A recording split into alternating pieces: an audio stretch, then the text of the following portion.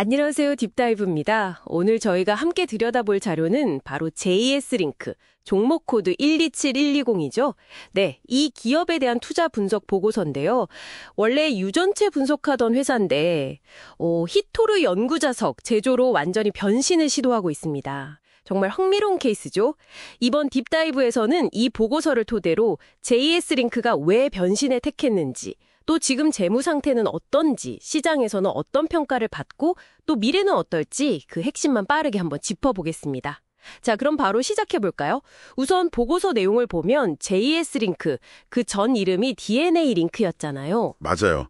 유전체 분석으로 알려졌었죠. 네, 근데 그 사업 실적이 좀 많이 안 좋았던 것 같아요. 2023년에 43억. 와, 그리고 24년 1분기에만 벌써 48억 원 영업 손실을 기록했더라고요. 네, 적자 폭이 상당했죠. 그래서 사실상 기존 사업보다는 이제 완전히 새로운 사업, 그 히토류 기반 네오디뮴 연구자석, NDFEB라고 하죠. 네, 네오디뮴 자석. 네, 그쪽 제조 사업에 회사의 미래가 걸려있는 그런 상황입니다. 여기서 근데 전문가님, 이 자석이 그냥 자석이 아니라는 점이 중요 포인트 같아요. 보고서에서도 그걸 강조하던데. 아, 정확히 보셨습니다. 이게 그냥 제품이 아니라 보고서 표현을 빌리자면 비중국산 자석, 더 나아가서 지정학적 솔루션이라는 거예요. 지정학적 솔루션이요? 좀 더 설명해 주시죠. 지금 글로벌 시장이 특히 서방 국가들이 중국산 자석 외에 다른 대안을 엄청 찾고 있거든요. 아, 그렇죠. 미중 갈등 때문에 그런 분위기가 있죠. 네, 중국이 히토류 수출을 약간 통제하려는 움직임도 보이고 또 결정적으로 미국이 국방수권법, NDAA라고 하죠. 네네, 들어봤어요. 그걸 통해서 2027년부터는 국방물자에는 중국산 연구자석 사용을 아예 금지시켰어요. 법으로 딱 막아버렸군요. 그렇죠. 바로 이 틈새를 JS링크가 파고드는 건데요.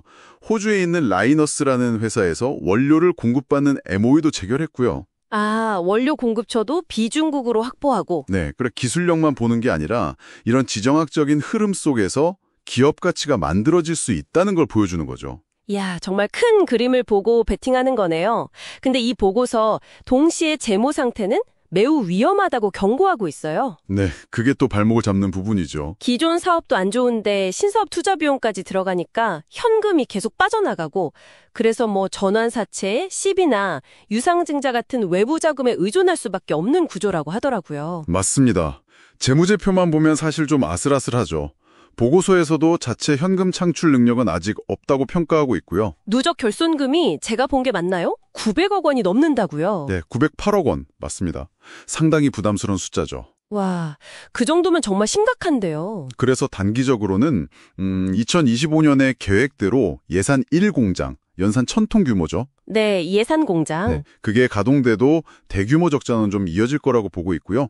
손익분기점, 그러니까 BEP 달성은 아마 2026년쯤 매출 한 1,300억 원 정도 나와야 시도해 볼 수 있을 거다. 뭐 이렇게 추정하고 있어요. 1,300억 원.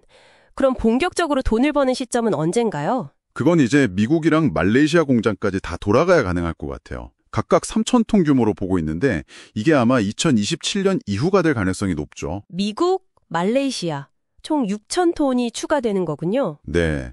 그러면 이론적으로는 매출 9천억 원 이상도 가능하다고 보는데 물론 이건 계획이고요. 그렇죠. 여기서 가장 큰 질문은 역시 이 막대한 증설 자금을 과연 어떻게 조달할 것이냐, 그리고 계획대로 진짜 실행할 수 있느냐, 이거겠네요. 네, 바로 그겁니다.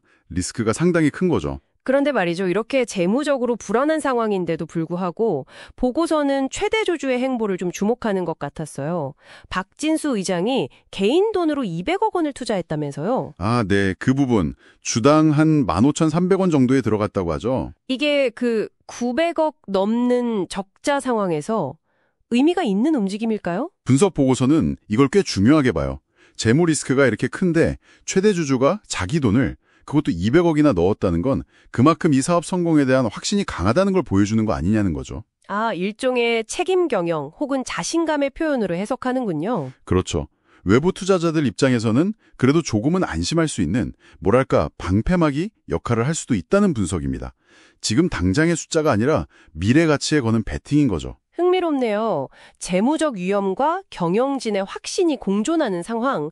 그럼 보고서는 이 모든 걸 종합해서 미래 주가를 어떻게 예측하고 있나요? 목표가 같은 게 제시됐나요? 네, 제시했습니다.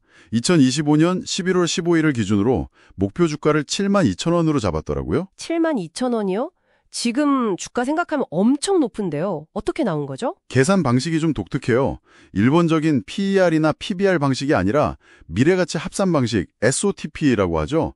그거랑 PSR, 그러니까 매출 대비 시총 비율을 같이 썼어요. 미래가치 합산 좀 더 쉽게 설명해 주시면? 네, 그러니까 지금 준비 중인 예산 공장 1,000톤의 가치에다가 아직은 계획 단계인 미국이랑 말레이시아 공장 있잖아요. 네. 총 6,000톤. 그 6,000톤의 미래 가치를 전부 다 인정해 주는 게 아니라 성공 확률을 한 30% 정도로 할인해서 반영하고요.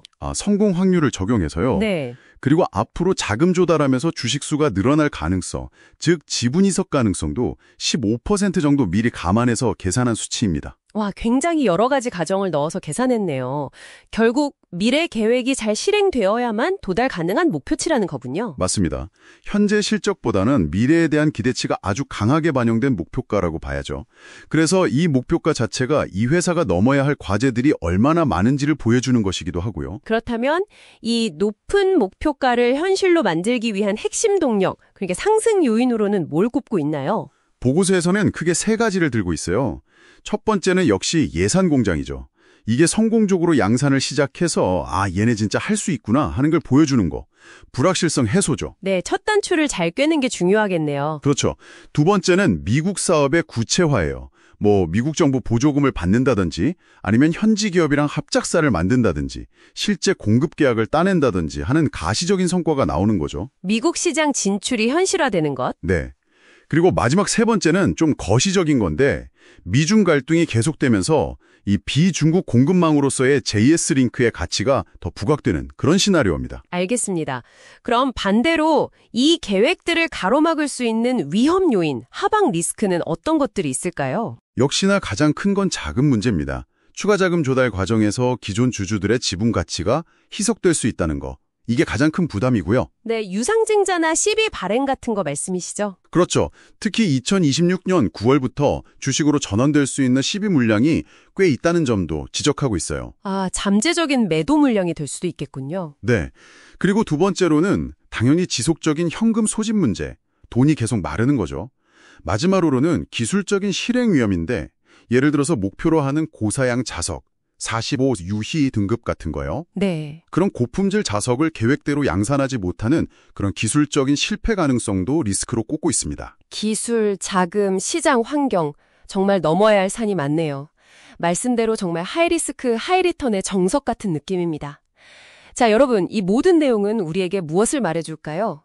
오늘 살펴본 분석 보고서에 따르면 JS링크는 분명 지정학적인 기회를 잡기 위한 아주 야심차고 또 위험 부담도 큰 베팅을 하고 있습니다. 네, 강력한 최대 주주의 의지와 외부 자본을 발판 삼아서 극적인 변신을 시도하고 있지만 동시에 재무적인 불안정성 그리고 이 계획들을 실제로 실행해낼 수 있을지에 대한 의문부여 역시 크게 달려있는 상황이죠. 결국 이 보고서가 우리에게 던지는 궁극적인 질문은 이것 같습니다.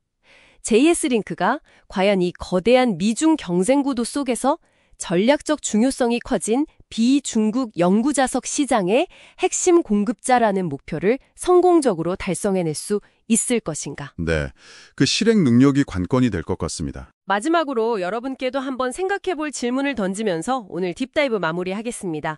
이 보고서가 보여주듯이 JS링크의 현재 가치는 지정학적 기회나 미래 실행 계획 같은 어떻게 보면 아직은 실체가 불분명한 기대감에 상당 부분 의존하고 있습니다.